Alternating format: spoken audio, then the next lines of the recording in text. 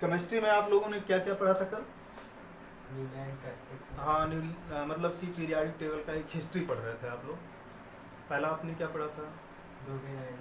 Dobereiner की trade theory, फिर उसके बाद न्यूलैंड की आपका बेस थ्योरी, फिर उसके बाद लोथरमेयर जो है ग्राफ आपने पढ़ा, और फिर उसके बाद मेंडलीव्स का बेसिक लॉ, फंडामेंटल लॉ पढ़ा आपने, मूल आवर्त सारणी। आज जो है हम लोग पढ़ेंगे कि मेंडलीव की मूल आवर्त सारणी में क्या गलती थी और उन कमियों को सुधारने के लिए क्या किया गया, है ना। और फिर उसके बाद जो आवर्त सारणी बनी कि वो क्या थी।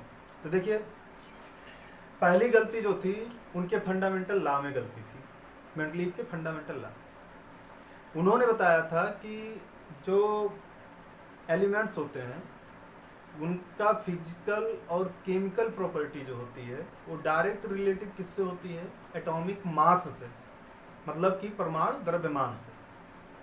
जबकि बाद में जब रिसर्च किया गया, जब सारे पार्टिकल्स खोजे जा चुके, है ना, सारे पार्टिकल्स का मतलब परमाणु के सारे कण जब खोजे जा चुके, इलेक्ट्रॉन प्रोटॉन न्यूट्रॉन सब परमाणु संरचना पूरी तरीके से खोजी जा चुकी, तो वहाँ पे क्या कहते हैं, ये पता चला कि तत्वों के भौतिक और रासायनिक गुण उनके परमाणु भार के नहीं बल्कि किसके? परमाणु क्रमांक के आवर्ती फलन होते हैं। अर्थात यदि तत्वों को उनके परमाणु क्रमांक के बढ़ते क्रम में रखा जाएगा तो एक नियमित अंतराल के बाद क्या जो तत्व मिलेंगे उनके भौतिक और रासायनिक गुण क्या होंगे? समान, है ना। और इसके आधार पर एक आवर्त सारणी बनाई गई जिसे कहा गया मेंडलीव की संशोधित आवर्त सारणी या आधुनिक आवर्त सारणी का नाम दिया गया, है ना। अब वो आवर्त सारणी कैसे बनाई गई थी थोड़ा सा बताते हैं। ज़्यादा जो है, हम जो इलेक्ट्रॉनिक विन्यास करते थे, इलेक्ट्रॉनिक विन्यास करने के दो नियम हमने बताए हुए हैं आपको, दो तरीका बताया हुआ है, हालांकि है और है, लेकिन वो ग्रेजुएशन लेवल पे बताया जाता है। सिग्मा और पाई बॉन्ड के केस में इलेक्ट्रॉनिक कॉन्फ़िगरेशन करने का, इलेक्ट्रॉनिक विन्यास सिग्मा और पाई बॉन्ड के अंदर में करने का भी एक तरीका होता है, लेकिन वो जो है क्या कहते हैं, अणुओं का इलेक्ट्रॉनिक विन्यास किया जाता है। हम लोग अभी किसका इलेक्ट्रॉनिक विन्यास पढ़ रहे हैं? परमाणु का, तत्वों का, है ना। किसका पढ़ते हैं? परमाणु का इलेक्ट्रॉनिक विन्यास। और वो किसका पढ़ाते हैं? अणु का। सिग्मा और पाई बॉन्ड के द्वारा इलेक्ट्रॉनिक विन्यास किसका किया जाएगा? अणु का किया जाएगा, यौगिक का किया जाएगा।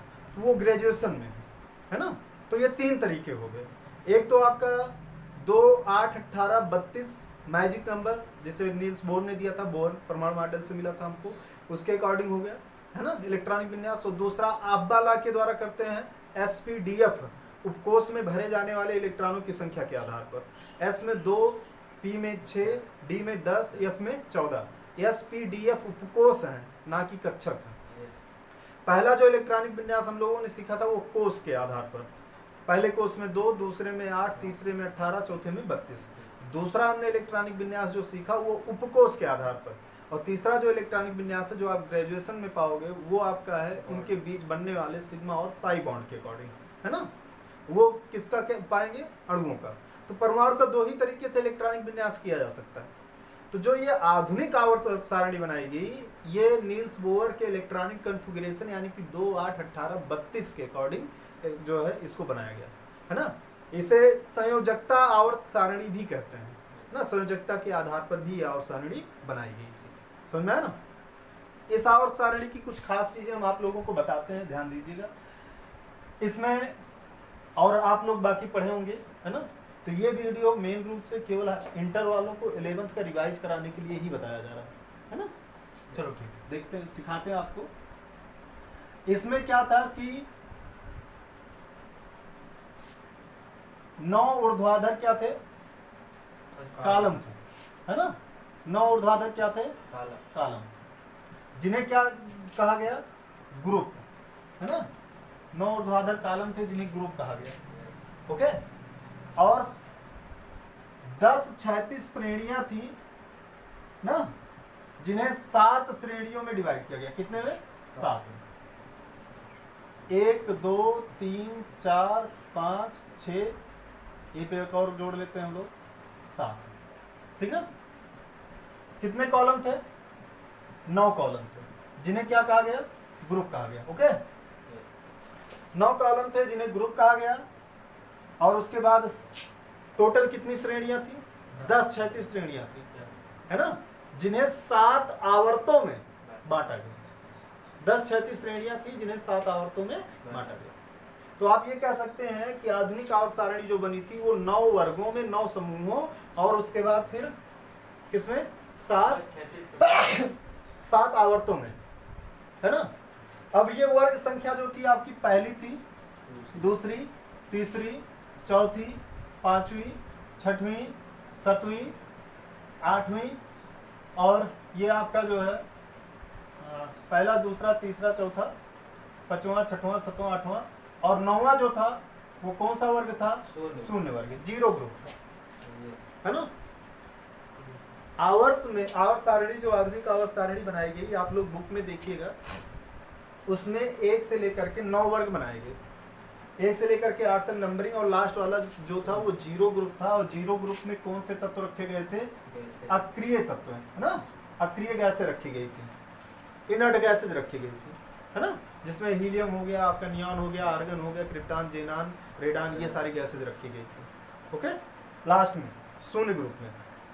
ओके, और ये जो बनाया गया था वो किसके आधार पर? संयोजकता के आधार पर आवर्त सारणी बनाई गई थी। लास्ट का जो अक्रिय तत्व है उनका बताया गया, उनकी संयोजकता कितनी होती है? 0 होती है ना। और यहाँ से पहले की संयोजकता 1, 2, 3 इसी तरीके से इनकी जो है 4 तक की संयोजकता तो वही होती है। क्यों जी? 4 तक की संयोजकता निकालने का अगर रूल आप लोग पढ़े हो 11th में, तो क्या बताया जाता है कि किसी तत्व के बाह्यतम कोश में उपस्थित इलेक्ट्रॉन की संख्या उसकी संयोजकता होती है। लेकिन यह नियम कहाँ तक लागू होता है? 4 तक।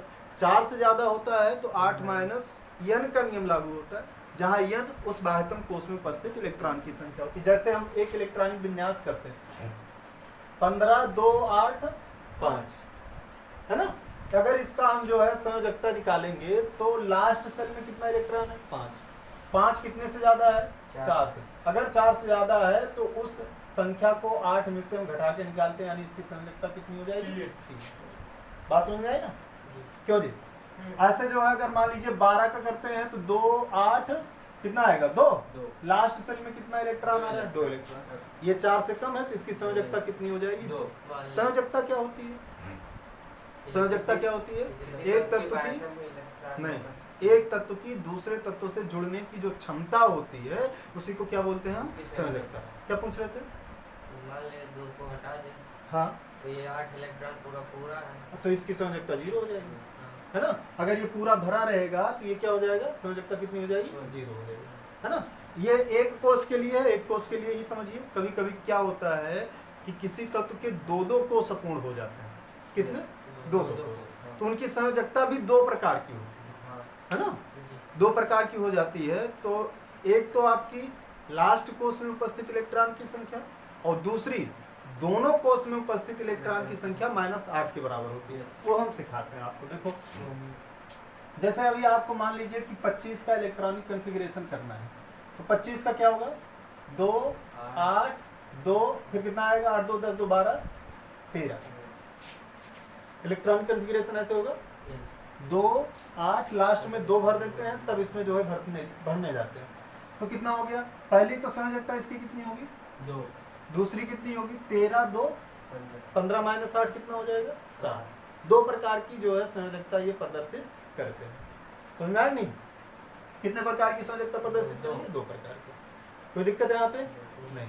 ओके, चलिए अब देखते हैं ये संयोजकता के आधार पर आवर्त सारणी जो बनी है, 1 से लेकर के 9 वर्ग रखा गया, उनको नाम नंबर भी दिया गया 1 से लेकर के 8 तक, और जो है लास्ट वर्ग को क्या रखा गया? शून्य। उसमें कौन से तत्व रखे गए? अक्रिय।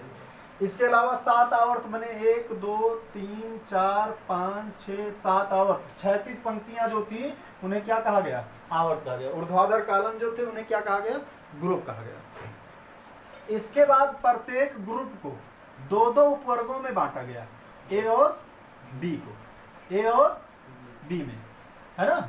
ये आप बुक में देखिएगा, इंपॉर्टेंट है। ए और बी में, छठवां भी ए और बी में, 7वां ए और बी में। 8वें में कोई बांटा नहीं गया, इसमें 3 उपवर्ग हो गए थे। कितने उपवर्ग हो गए थे? 3 उपवर्ग हो गए थे। ओके, और लास्ट कौन सा ग्रुप था? 0 ग्रुप। समझ में आया ना? फिर उसके बाद यहाँ पे आप ध्यान दीजिएगा, पहला, दूसरा, तीसरा आवर्त, चौथे से 2-2 श्रेणियां बन गई थी। तब जाके 10 पूरा होगा। देखो 1 2 3, 3 2 5, 2 7, 2 9 1 10। कितनी श्रेणियां हैं? 10। 10 36 श्रेणियां थी जिन्हें कितने आवर्तों में बांटा गया? 7 आवर्तों में, है ना। चौथा, पांचवा और छठवां में दो दो जो है 36 पंक्तियां थी जिन्हें क्रमशः सम श्रेणी और कौन सी श्रेणी कहते हैं? विषम श्रेणी, है ना। ये सम श्रेणी और विषम श्रेणी जहां से बढ़ती है वहीं से एक तत्व शुरू होता है जिसे हम क्या बोलते हैं? सेतु तत्व। ऐसे लिखते आएंगे जैसे हीलियम हो गया, फिर उसके बाद लिथियम हो गया, फिर उसके बाद क्या हो गया? सोडियम हो गया। ये सोडियम का चलता चला जाएगा, है ना। और फिर इधर आपका एक तत्व आ जाएगा, क्या कहते हैं? बेरिलियम हो गया, नहीं, हीलियम, लिथियम, सोडियम, पोटेशियम, ऐसे लिखते चले जाएंगे। फिर उसके बाद एक तत्व यहाँ से स्टार्ट होगा, है ना। यहाँ से कौन सा तत्व स्टार्ट हो जाएगा? हाँ, कोई तत्व होगा, अभी बाद में हम उसको डिस्क्राइब करेंगे।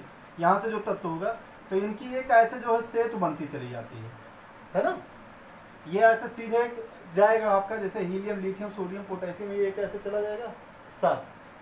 देखो ध्यान से बता दे रहे हैं हम आपको। ये हो गया आपका हीलियम, लिथियम, फिर उसके बाद क्या आएगा? सोडियम, ठीक ना। फिर उसके बाद क्या आएगा? पोटेशियम, ठीक। फिर उसके बाद रूबिडियम, फिर क्या आएगा? स्ट्रैंसियम, है ना। सीजियम, सीजियम आएगा। फिर उसके बाद क्या आएगा? फ्रेंसियम या फार, है ना। ये हो गया 7। फिर यहाँ पे आपका स्टार्ट होता है ना।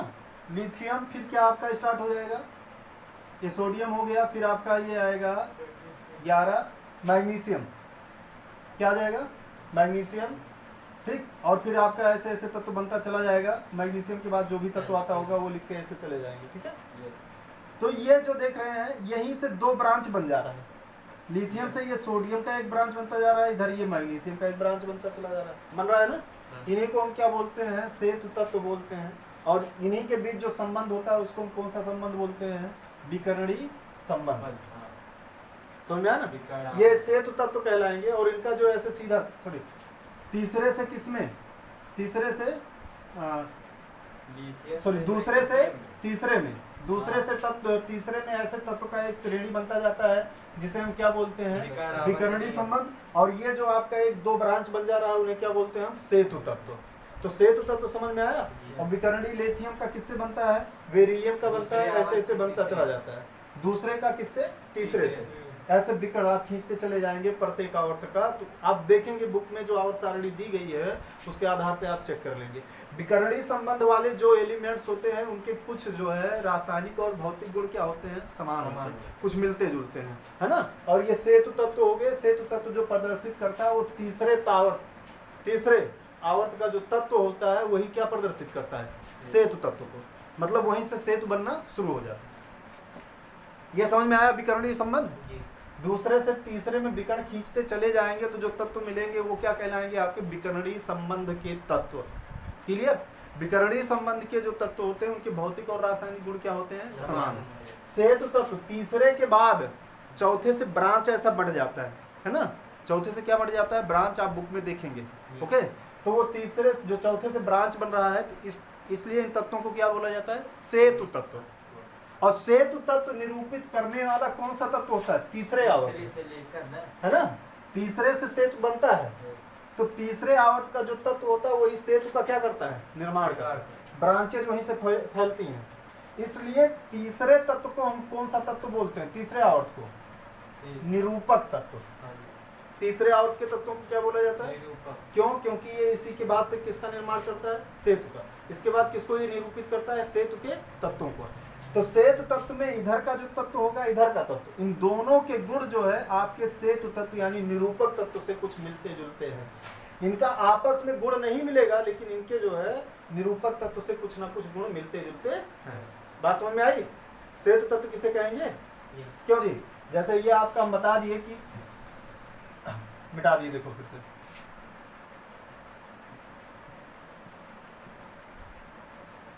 आपका क्या कौन था? ये पहला हो गया, दूसरा हो गया, तीसरा हो गया, चौथा हो गया, पांचवा छठवां जो भी था ऐसे समझ लीजिए। आप समझे ही रहे होंगे। विकर्णी संबंध भी समझ में आ गया। और उसके बाद जो है आपने सेतु तत्व भी समझ गए। और निरूपक तत्व किस आवर्त के तत्व को कहेंगे? तीसरे आवर्त के तत्व को क्या बोलेंगे? निरूपक तत्व। क्योंकि उसी के बाद किसका बन जाता है? क्यों बोलते हैं उनको?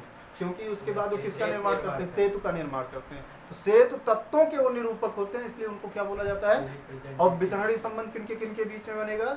दूसरे और तीसरे आवर्त के बीच में। ये क्लियर हो गया। विकर्णीय संबंध में आने वाले, विकर्णीय संबंध बनाया क्यों गया? क्योंकि विकर्ण पर मिलने वाले जो तत्व हैं उनके भौतिक और रासायनिक गुणों में कुछ गुणों में क्या पाई जाती है? समानता। सभी में नहीं, कुछ गुणों में क्या पाई जाती है? समानता। खास करके ज्यादातर तो भौतिक गुणों में उनकी समानता पाई जाती है। समझ में आया ना? और फिर उसके बाद चलिए आपको ये भी समझ में आ गया कि समश्रेणी किसे कहते हैं और विषम श्रेणी किसे कहते हैं। ये सारी चीजें हो गई। ये 7 आवर्त हो गया। अब इसके अलावा और भी सारी चीजें हैं, उसमें आप देखेंगे बहुत विस्तृत हम आपको बताएं, दीर्घाकार आवर्त सारणी में समझाएंगे। प्रत्येक एलिमेंट को समझा देंगे कि कौन कौन क्या क्या है। ओके, चलिए देखिए यहाँ पे पहला जो है आपका अब इसके बाद आवर्त सारणी ये आपके सामने हो गई, आधुनिक आवर्त सारणी। सब वैज्ञानिकों ने सोचा कि अब बला टल गई, कोई दिक्कत है नहीं, है ना। लेकिन अभी इसमें बहुत सारी कमियां थी। पहली कमी तो ये है कि इसमें कहीं धातु, अधातु और उपधातु का वर्गीकरण नहीं किया गया। धातु, अधातु और उपधातु का वर्गीकरण नहीं किया गया। पहला कहीं देखो पता चला कि कौन सा धातु, कौन सा अधातु, कौन सा उपधातु है? नहीं पता चला। उसके बाद क्या बोला गया? दूसरी गलती, जो सम और विषम श्रेणियां बनाई गई, है ना। एक चीज और नहीं बताए थे इसी में जो है परमाणु क्रमांक कितने से? 58 से कहाँ तक? 71 तक ना। 58 से कहाँ तक के? 71 तक के तत्वों को लैंथेनॉइड श्रेणी में, 90 से 103 तक के तत्वों को कहाँ पे? एक्टिनॉइड श्रेणी। लैंथे और एक्टिनॉइड श्रेणी को आवर्त सारणी के कहाँ रख दिया गया था? बाहर रख दिया गया था। दूसरी गलती। पहली गलती आपको क्या मिली? धातु अधातु का। और उसके बाद दूसरी गलती ये मिली कि जो है लैंथेनॉइड और एक्टिनॉइड आवर्त सारणी में, घर पे देखिएगा आधुनिक आवर्त सारणी, लैंथेनॉइड और परमाणु क्रमांक 58 से 71 और 90 से 103 ये बाहर रख दिया गया लैंथेनॉइड और एक्टिनॉइड में, है ना। समस्थानिक को स्थान नहीं दिया। हाँ, उसके बाद जो है समस्थानिकों और संभारिकों का स्थान नहीं दिया गया, मतलब समस्थानिकों और संभारिकों के विषय में कुछ बताया नहीं गया, है ना। और क्या गलती आई? सम और विषम श्रेणियां बांट दी गई, ये भी गलती हो गई। उसके बाद देखिए ध्यान से, 1 से लेकर के 7 तक 2-2 उपवर्ग, और 8वें में कितने उपवर्ग रख दिए गए? 3 उपवर्ग। ये भी गलती हो गई, कमी हो गई। तो इन सारी कमियों को दूर करने के लिए, है ना, इन सारी कमियों को दूर करने के लिए एक आवर्त सारणी बनाई गई जिसे कहा गया दीर्घाकार आवर्त सारणी, लॉन्ग पीरियाडिक टेबल। ये आज पीरियाडिक टेबल हमारे लिए मान्य है, हालांकि कुछ गलतियों के साथ मान्य है, कुछ कमियां उसमें भी हैं। जैसे हाइड्रोजन को निश्चित स्थान न मिलना इस आवर्त सारणी की कमी थी, वो लॉन्ग पीरियाडिक टेबल की भी कमी आज है। हाइड्रोजन को जो है जब गुणों के अनुसार व्यक्त करते हैं तो पहले में भी आता है और 7वें में भी आता है ना। मतलब हाइड्रोजन जो है आपका क्षारीय धातुओं के साथ गुण प्रदर्शित करता है, और हैलोजन समूह, है ना, 7वें वर्ग के तत्व को क्या बोलते हैं? हैलोजन वर्ग के तत्व, उनके जैसा भी गुण प्रदर्शित करता है। हालांकि ये सारी चीज़ें जो बोल रहे हैं अभी ना समझ में आ रही होंगी, जब लॉन्ग पीरियाडिक टेबल हम पढ़ाएंगे तो उसमें सारी चीज़ें समझ में आ जाएगी, है ना, उसमें है। तो अब लॉन्ग पीरियाडिक टेबल, अब यहाँ पे देखो तत्व का वर्गीकरण कैसे किया गया।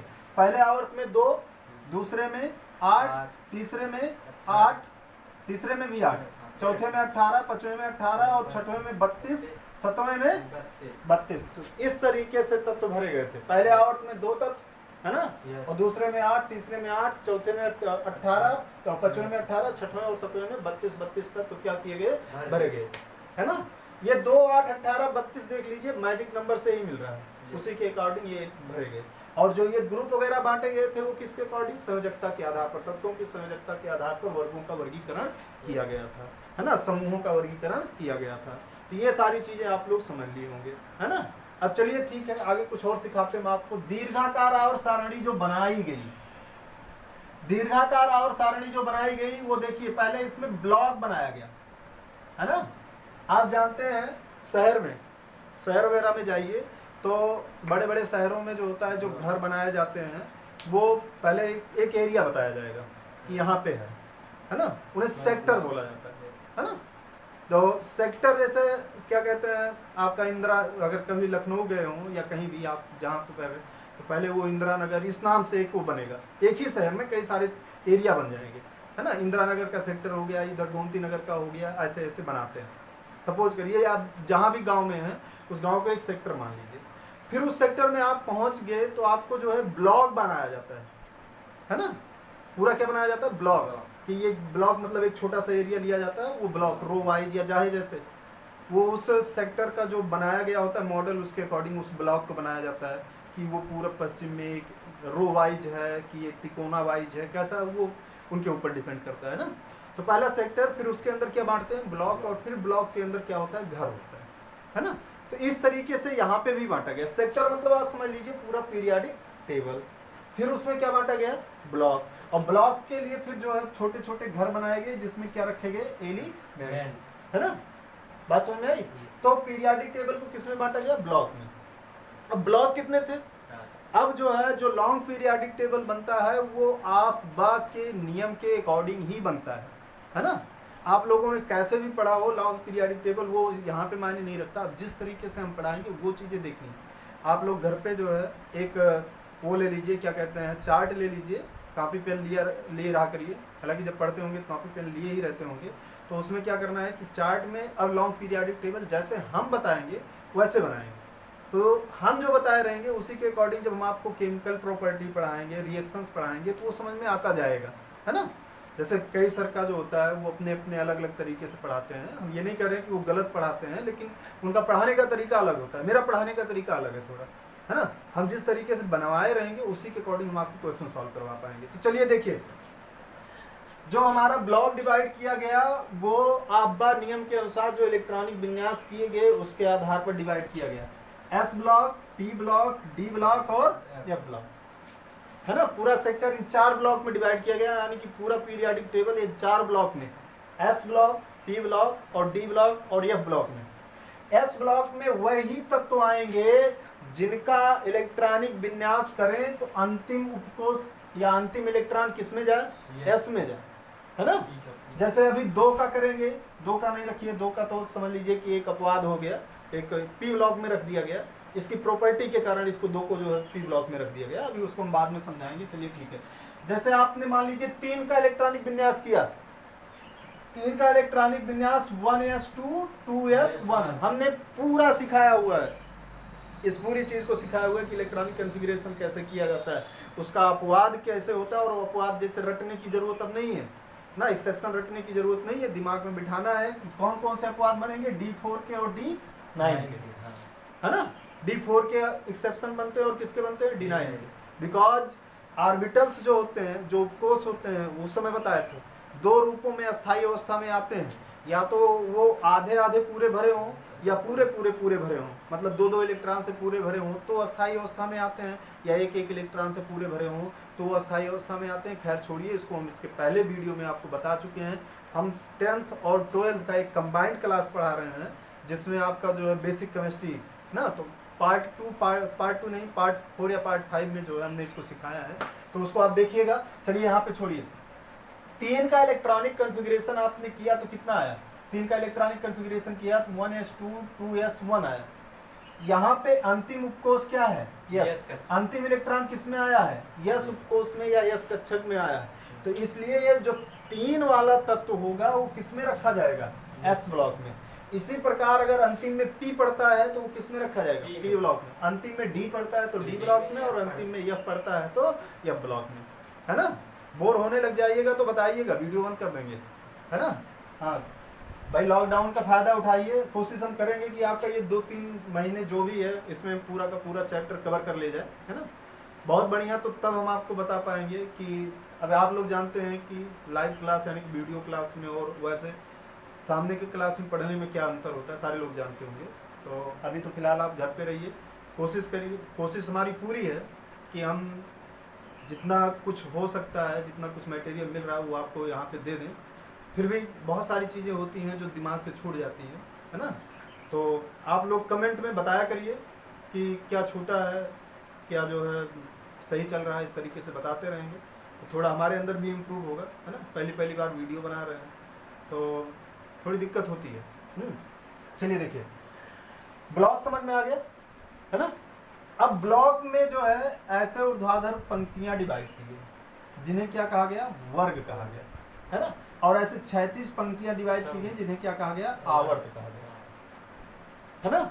हमारी जो मेन पीरियाडिक टेबल बनी है वो 3 ब्लॉक में, किसमें किसमें, यस में, पी में और डी में। एफ ब्लॉक को आवर्त सारणी के बाहर रख दिया गया है। कहाँ रख दिया गया है, बाहर। तो पीरियाडिक टेबल हमारा कितने ब्लॉक में बना है, एस, पी और डी में, समझे ना। ध्यान से सुनते चलिएगा। पीरियाडिक टेबल में ब्लॉक है, कितने ब्लॉक हैं, 4, एस, पी, डी और एफ। एफ ब्लॉक को आवर्त सारणी के बाहर रखा गया है, तो हमारा पीरियाडिक टेबल केवल किसमें बना है, एस, पी और डी में। मेन पीरियाडिक टेबल किसमें है, एस, पी और डी में। एफ को उस पीरियाडिक टेबल से नीचे बाहर रख दिया गया है, एफ ब्लॉक को। क्लियर हुआ। अब जो है ये जो ब्लॉक डिवाइड किए गए इसमें बताया गया, दिक्कत ये है कि पहले किस ब्लॉक को रखा जाए, पूरे पीरियाडिक टेबल में किस ब्लॉक को रखा जाए। तो पहले किस ब्लॉक को रखे, एस, फिर किस ब्लॉक को रखे, डी, और फिर किस ब्लॉक को रखे, पी। आप बोलेंगे सर क्यों नहीं पहले पी को रखे फिर बाद में डी को रखते। तो जो क्लासिफिकेशन किया जाना है उसमें ऐसा क्लासिफिकेशन हो ताकि एलिमेंट्स के प्रॉपर्टी क्या हो, मिलते जुलते रहें, एक दूसरे से मिलते जुलते रहें। अगर पी को पहले कर देते डी को बाद में करते तो उनकी प्रॉपर्टी मिलती जुलती ना रहती, है ना। और दूसरी चीज, जो ये पीरियाडिक टेबल बनाया गया वो इलेक्ट्रॉनिक कॉन्फ़िगरेशन के आधार पे बनाया गया। तो कभी कभी जो डी होता है वो पी के पहले आ जाता है, जो डी होता है वो पी के क्या आता है, पहले आता है। आप इलेक्ट्रॉनिक कॉन्फ़िगरेशन में देखेंगे तो डी के पहले यस होता है और डी के बाद क्या होता है, पी होता है। जैसे हम बताएं, देखिएगा, ध्यान से देखिएगा। अभी आपने करना है जैसे 35-36 का इलेक्ट्रॉनिक कॉन्फ़िगरेशन करते हैं, है ना, 36 का करते हैं, 36 का इलेक्ट्रॉनिक कॉन्फ़िगरेशन करेंगे तो समझ में आ जाएगा। पूरा पीरियाडिक टेबल ब्लॉक में बनाया गया। ध्यान से एक एक बात को समझते चलिएगा, चाहे 4 दिन लग जाए इस पीरियाडिक टेबल को पढ़ने में। कितने ब्लॉक में बनाया गया, एस, पी, डी, है ना। तो अब दिक्कत ये आई कि पहले कौन सा ब्लॉक रखा जाए। तो मैंने क्या बताया, यस, डी और पी।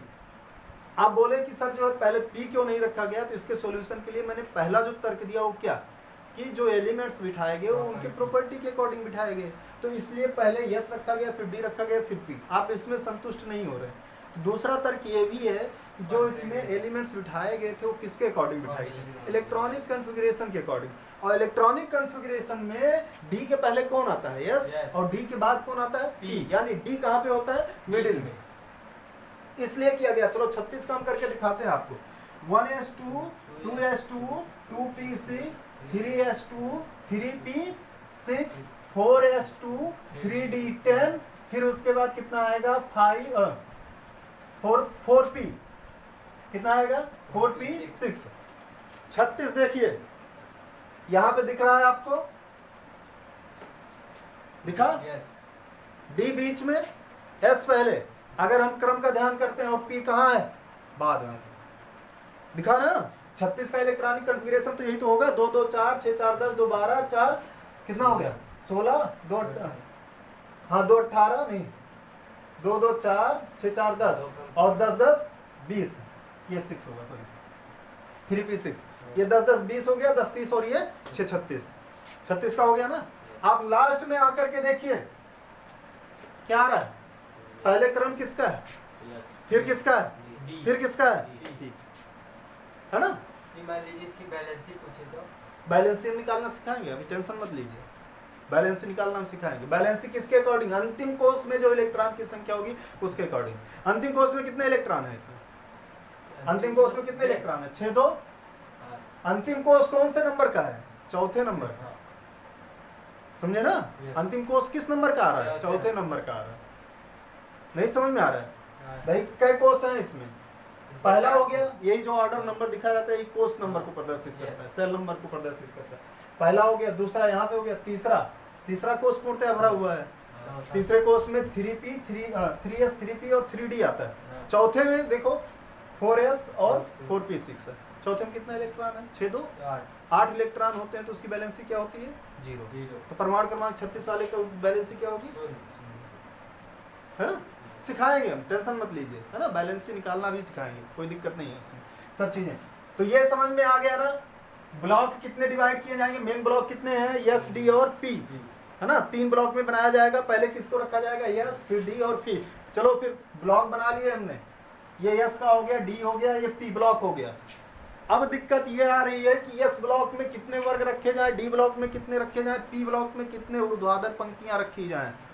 तो इनमें भरे जाने वाले इलेक्ट्रॉनों की संख्या के आधार पर इनके वर्ग संख्या निर्धारित किया गया। यस में कितने मैक्सिमम इलेक्ट्रॉन भर सकते हैं आप? 2।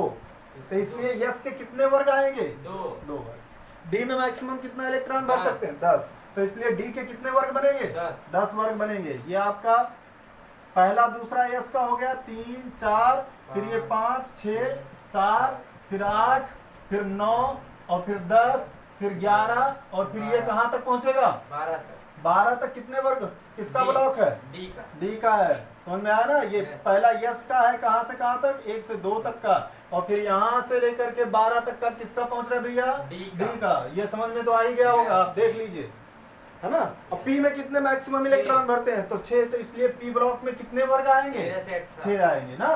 कितना? 13 14 15 16 17 और लास्ट का 18। ये पी ब्लॉक का हो गया। तो अब हमें कुछ याद करने की जरूरत नहीं रहेगी, समझते चलिए। पीरियाडिक टेबल लर्न नहीं करना है, समझते चलिए। आंख मूंद के आप अपनी पीरियाडिक टेबल बना लेंगे। पीरियाडिक टेबल बनाने के लिए मैंने क्या बोला कि पहले इनको ब्लॉक में डिवाइड करते हैं। 4 ब्लॉक बनाए गए, एस पी डी और एफ। एफ ब्लॉक को पीरियाडिक टेबल के बाहर भेज दो। बचा कितना? 3। डी एस डी और पी। अब दिक्कत हमारे सामने आई कि क्रम पहले किसको रखें। मैंने क्या बताया? पहले एस, फिर डी और फिर पी। क्यों रखा गया ये भी आप लोग संतुष्ट हो गए। फिर अब जब ब्लॉक बना दिया गया तो प्रत्येक में कितने रो रखे जाएं। दिक्कत ये आती है कि प्रत्येक में कितनी पंक्तियां रखी जाएं।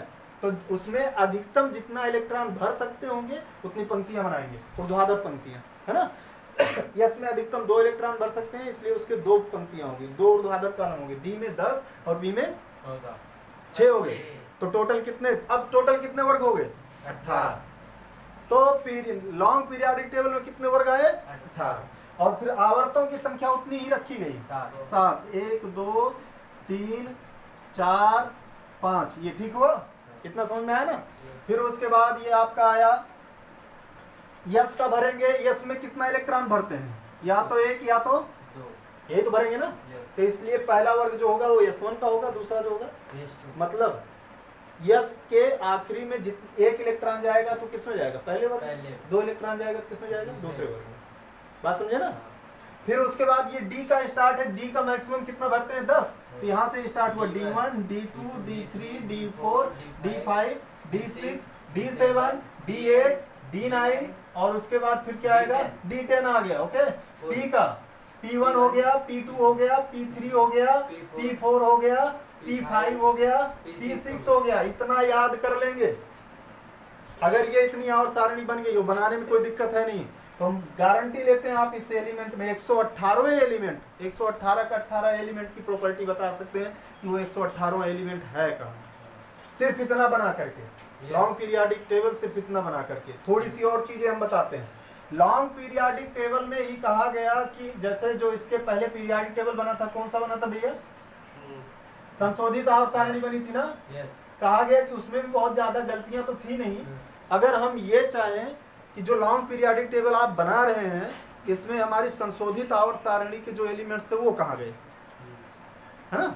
जैसे संशोधित में आपने कहा गड़बड़ी है, तो जैसे 118 के लिए वो भी आवर्त सारणी बनाई गई थी और 118 के लिए ये भी बनाई गई। तो पूछा ये जाएगा कि तो दोनों में अंतर आपने क्या किया। हमारा जो संशोधित आवर्त सारणी के तत्व थे वो आपके नई आवर्त सारणी के तत्व में कहाँ चले गए।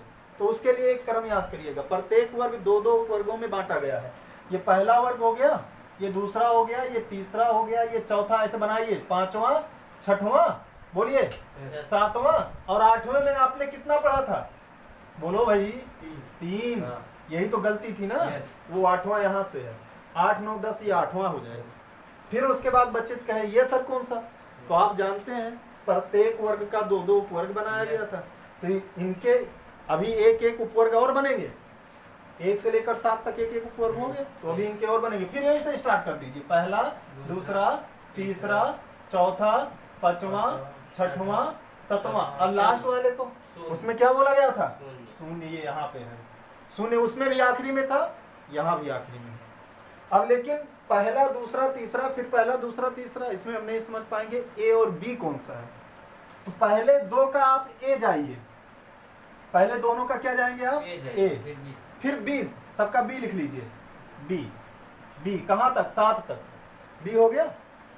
8वें में 3 थे ही, अब बाकी जिनका जो बचा हो, पहले का ए हो चुका है, पहले का क्या बचा है, बी, है ना, और दूसरे का क्या बचा हुआ है, बी, दूसरे का भी तो बी बचा हुआ है, ए हो चुका है ना।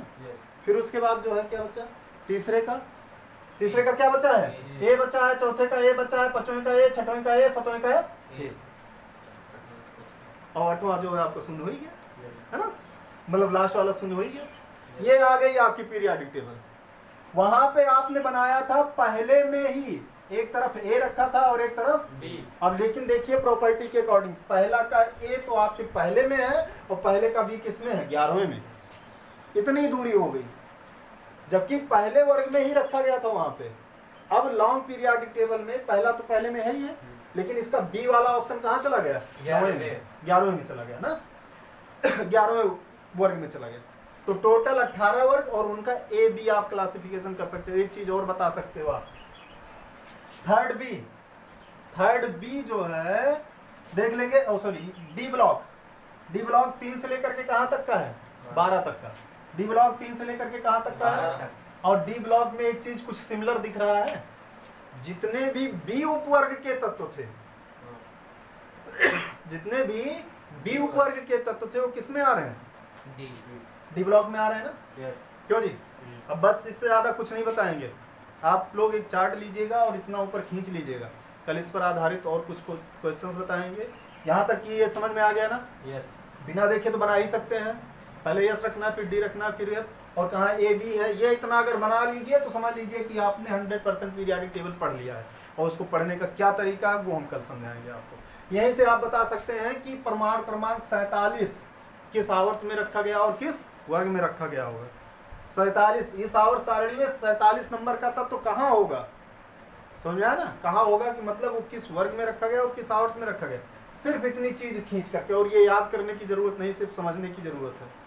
पहले यस के रखे, यस के 2 वर्ग, क्यों, क्योंकि S1 और S2 होता है ना। डी में अधिकतम 10 इलेक्ट्रॉन D1 से लेकर के D10 तक, पी में अधिकतम 6 इलेक्ट्रॉन P1 से लेकर के P6 तक, ये पी ब्लॉक का हो गया, टोटल 18। फिर उसके बाद अगर ए और बी बांटना है, पहले दूसरा, पहले ऐसे क्रम बनाते चले जाइए, 1 से लेकर 7 तक, 8वें में 3 रखिए, फिर 1 से लेकर के 7 तक और लास्ट वाला 0 हो गया। पहले दूसरे में कौन सा लाओगे, ए, फिर उसके बाद जितना आ रहा है सबका बी, फिर उसके बाद जिसका जो बाकी हो, पहले का बी बाकी था बी लिखा, दूसरे का बी बाकी था बी, बाकी सबका ए बाकी था ए लिख दिया हमने। ये इतना बना लेंगे आप लोग कॉपी में, है ना, और बना लेंगे, और उसके बाद फिर आगे आप लोगों को इसके विषय में और कुछ पढ़ाएंगे, ठीक है, समझ में आ गया ना।